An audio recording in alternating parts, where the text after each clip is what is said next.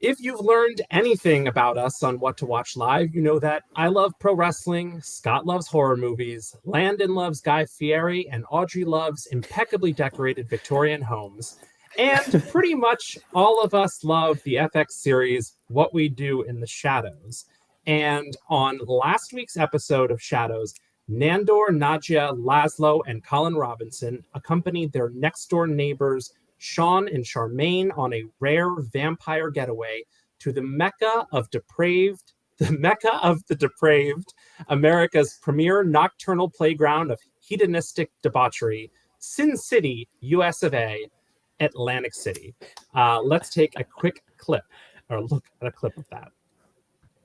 Some call our destination a Mecca of the Depraved. America's premier nocturnal playground. Sin City, US of A, baby! Viva Atlantic City! Our minds are turning into a thick, lumpy soup.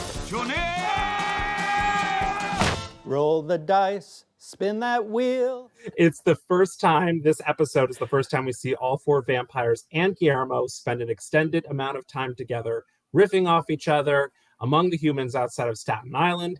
Nadja thinks a Rat Pack tribute band is the real Rat Pack. Nandor becomes obsessed with the Big Bang Theory slot machine. Colin Robinson drains the energy of gamblers at the poker table. And Laszlo helps settle his friend Sean's gambling debt by rigging a boxing match. And there you have it. Some of our other favorite single episodes or moments in any show ever. And I posed the question to the editors, and we're going to kick things off with Audrey. What is your pick for maybe the best episode of a single show? Yeah, so mine is the series finale, actually, of 6 Feet Under from HBO, which I realize this show is a lot of death we're talking about here. But as the name would suggest, 6 Feet Under is about a family who own a funeral parlor and live in it. And it was amazing. It was like such a huge hit for HBO when it was on. And the series finale, again, as you can imagine, was about death, but it showed how all of the family members died. And it was set to like Sia's Breathe, and it was just done so well. It's still like hailed as one of the best, episodes in TV ever. So let's take a clip and then we can talk more. Ouch, I have lost myself again. Lost myself and I am nowhere to be found yet. I think that I might break. Lost myself again, and I feel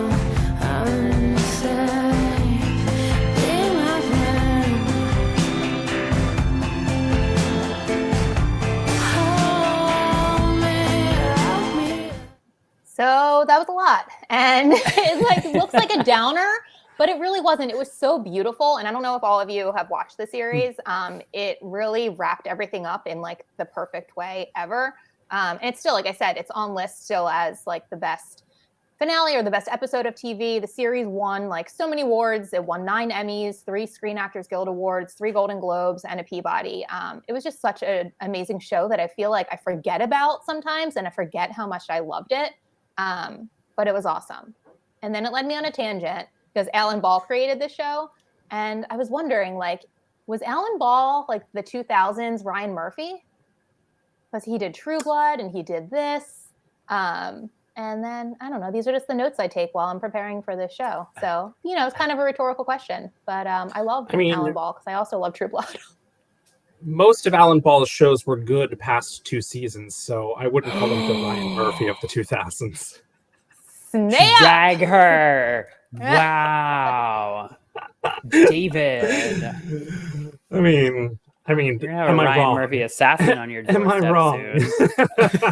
Well, Scott and I were just talking about how amazing this current season of American Horror Story double feature is. And I don't think you're watching that right now, and you need to be because it's very interesting. Good.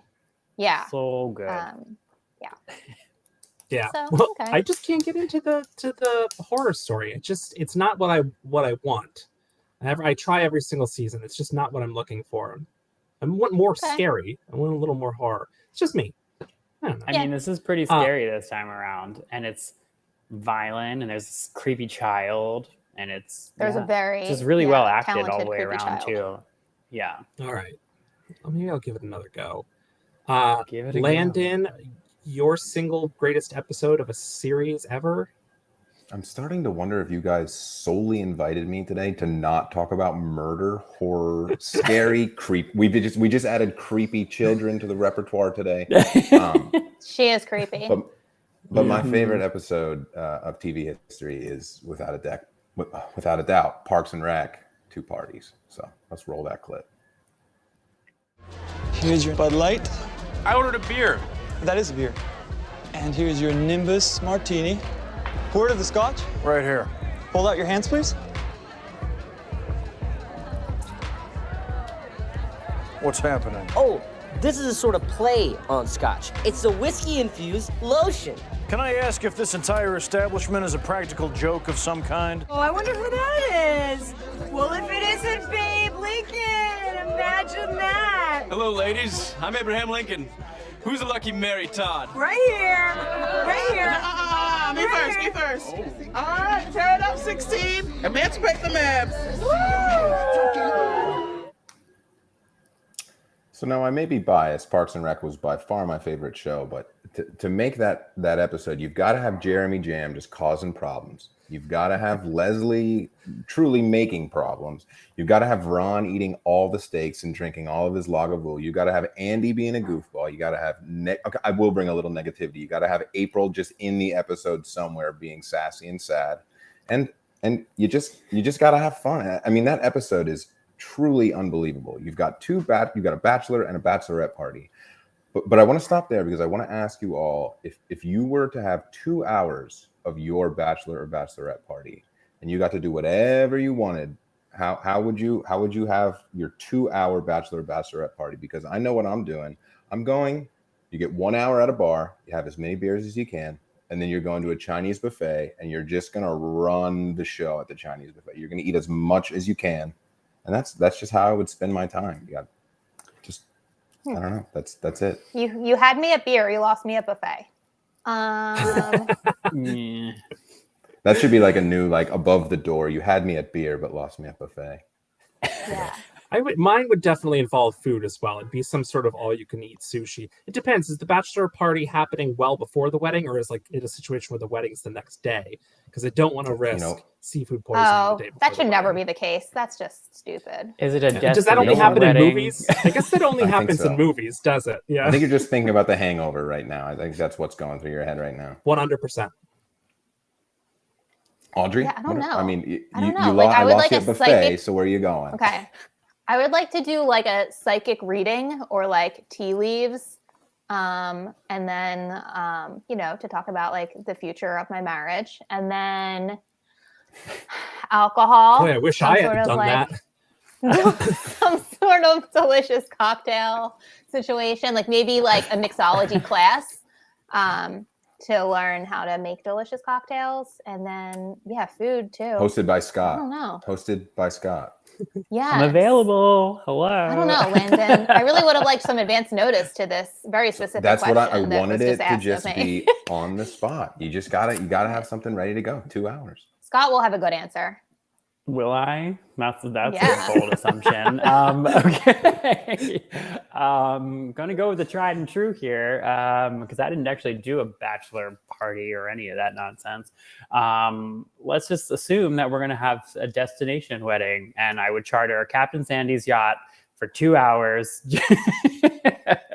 and that's it. That's all I need to. That's all I would need to do, because it's guaranteed good food and as many drinks as you can get in during that time, and water toys. Come on, what else do you need for 2 hours? Water toys That's for the win. You're right, Scott. Good answer. Right. Scott, what is your greatest episode of a series ever?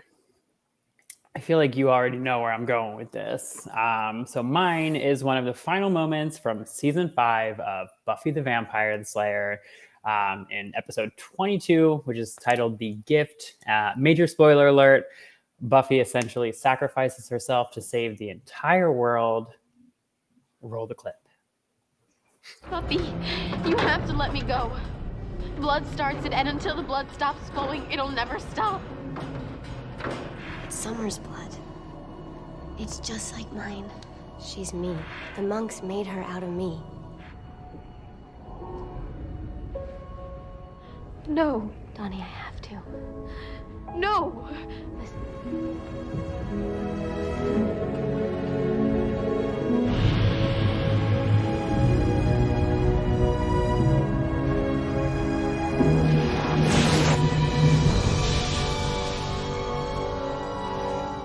Must have been it. So, super intense moment. Still gives me the feels, to this day.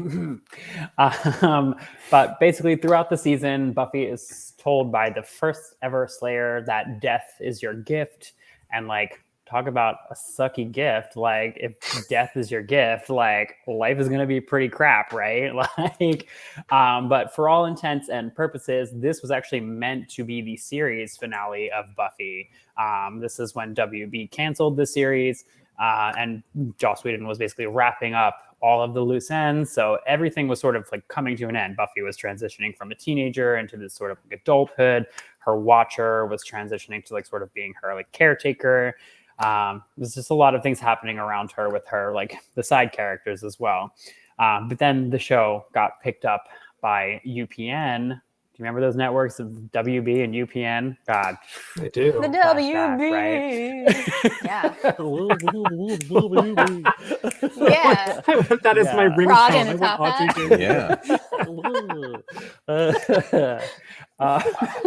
doing But yeah, so it was really, really interesting because then the showrunners and the writers had to kind of deal with this, obviously, Buffy being dead, but then being brought back to life, and how the show took a very, very dark turn for the next 2 seasons that it ran. And essentially, her friends thought that she was in hell. They did a spell to bring her back. Turns out she was in heaven. And then she was just really distraught and depressed about all of that happening.